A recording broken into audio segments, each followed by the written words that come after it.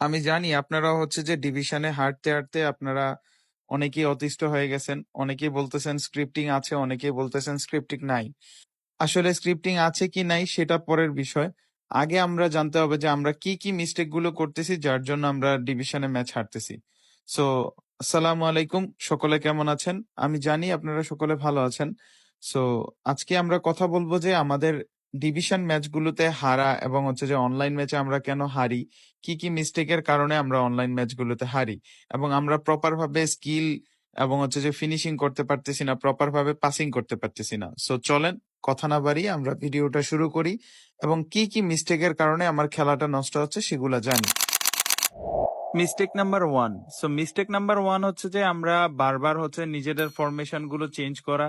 বারবার নিজেদের ফরমেশন গুলো চেঞ্জ করলে আপনার প্লেয়ারের যে রানিং ক্যাপাবিলিটি এবং হচ্ছে যে আপনার খেলার যেই ধরনটা ছিল সেটা চেঞ্জ হয়ে যাবে এবং বারবার আপনার চেঞ্জ করার কারণে আপনার প্লেয়ারদের আপনি passing, throw pass, long pass এবং হচ্ছে যে আপনার ফিনিশিং এর ক্ষেত্রে আপনি অনেকটা স্ট্রাগল ফেস করবেন। আমরা অনেকেই কি করি যে ইউটিউবে হয়তো অনেক ইউটিউবার বা অন্যান্য শর্টস দেখে আমরা মনে করি যে হয়তো আমি এই ফরমেশনে খেললে আমার জন্য ভালো হবে। এই জন্য আমরা বারবার কি করি, যেই ফরমেশনটাতেই কেউ ভালো খেলতে দেখি সেটাই চেঞ্জ করা শুরু করি এবং সেটাই আমাদের সব থেকে বড় মিস্টেক।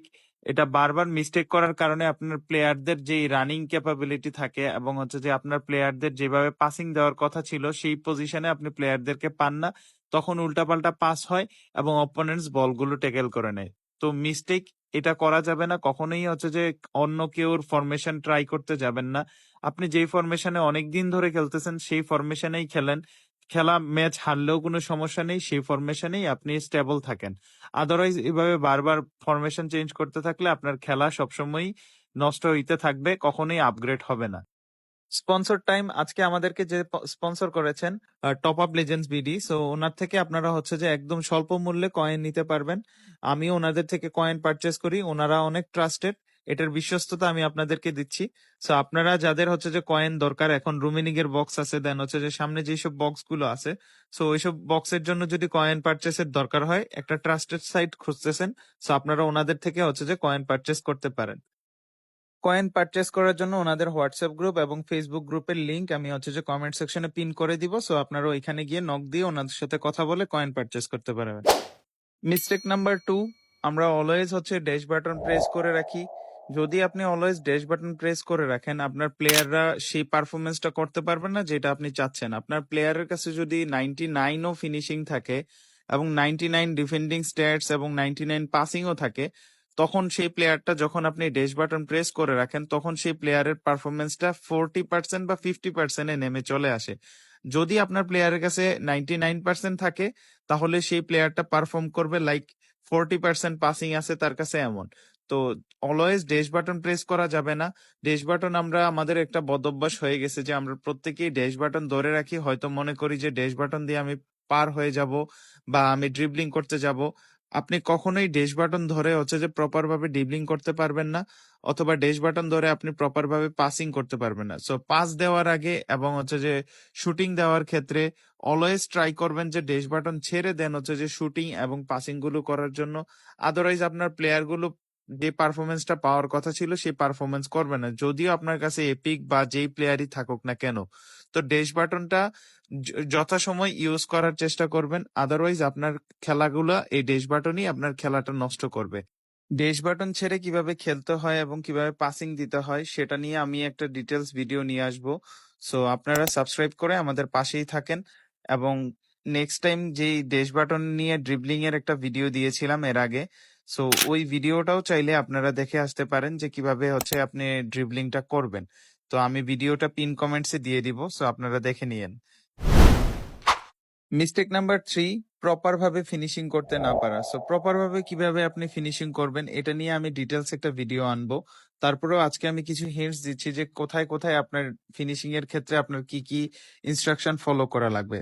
সো সবসময় আপনার যেহেতু দুইটা সিএফ আছে, সো সিএফ দেরকে যেহেতু ফিনিশিং স্ট্যাটস ভালো থাকে, সো ওদেরকে দিয়ে ড্রিবলিং করে ফিনিশিং করাটা সব থেকে বেশি আপনার জন্য জরুরি, কারণ ওদের কাছে ফিনিশিং আছে, প্লেস অফ কিকিং আছে।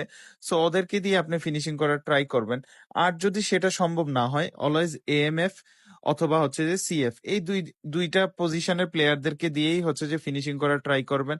যথাসম্ভব আপনি ডিবক্সের ভিতরে বেশি ওয়ান টু ওয়ান করার চেষ্টা করবেন না, বা বেশি কাটানোর চেষ্টা করবেন না।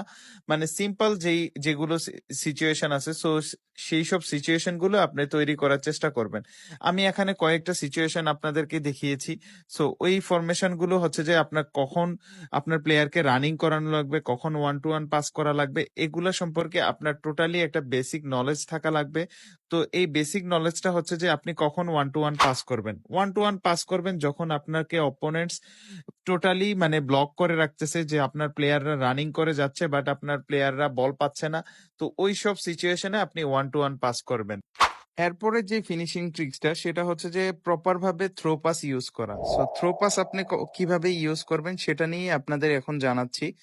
এটা নিয়ে আমি ডিটেলসলি একটা ভিডিও তৈরি করেছি, আপনারা চাইলে ওই ভিডিওটা দেখতে পারেন। এবং এই ভিডিওতে আমি কিছুটা হিন্টস দিচ্ছি যে কখন আপনি প্রপার ভাবে থ্রো পাসটা ইউজ করবেন। কারণ থ্রো পাসটা গেমের মাঝে অনেক বড় একটা রোল প্লে করে।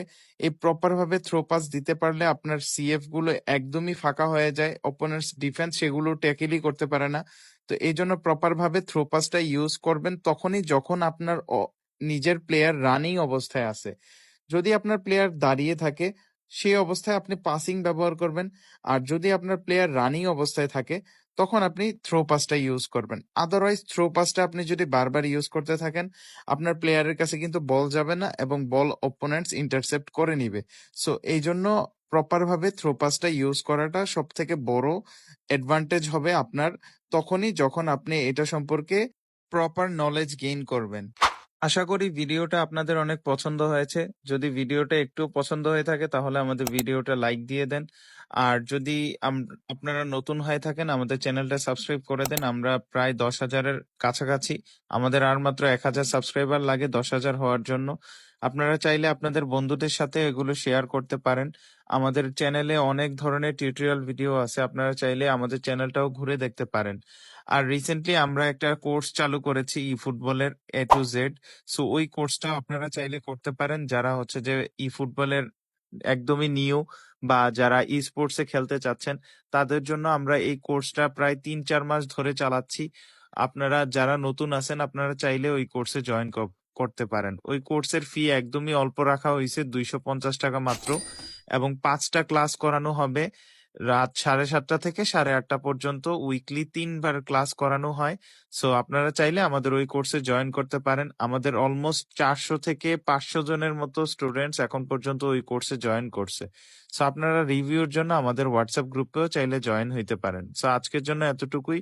সকলে ভালো থাকেন, সুস্থ থাকেন। আল্লাহ হাফেজ।